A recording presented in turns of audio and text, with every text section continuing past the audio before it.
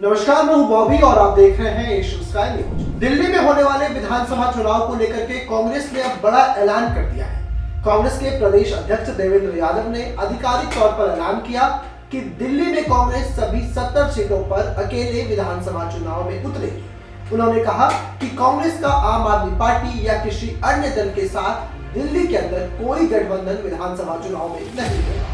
उसके बाद उन्होंने कहा कि मुख्यमंत्री उम्मीदवार का फैसला भी चुनाव के बाद ही करेंगे, पहले हम मजबूती से चुनाव लड़ेंगे।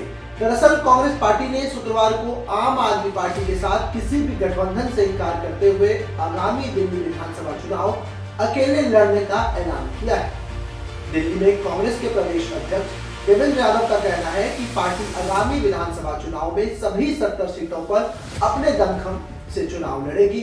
उन्होंने साफ किया कि चुनाव में किसी भी पार्टी से गठबंधन नहीं होगा।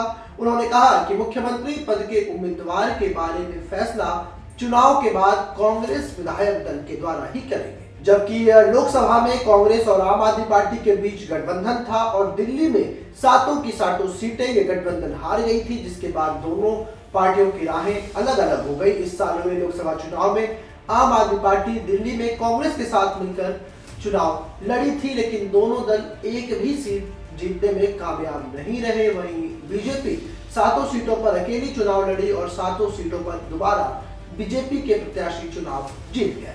लोकसभा चुनाव के बाद आम आदमी पार्टी के नेता कहने लगे थे कि उनकी पार्टी दिल्ली में अकेले विधानसभा चुनाव लड़ेगी। दिल्ली में कांग्रेस का एक भी विधायक फिलहाल नहीं है।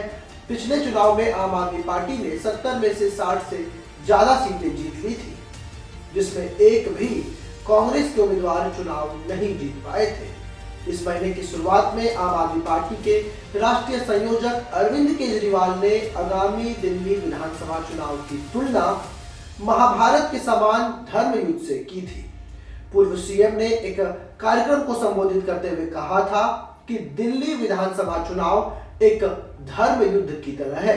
बीजेपी के पास कौरवों की तरह अपार धन और शक्ति है, लेकिन भगवान और लोग पांडवों की तरह आम आदमी पार्टी के साथ है।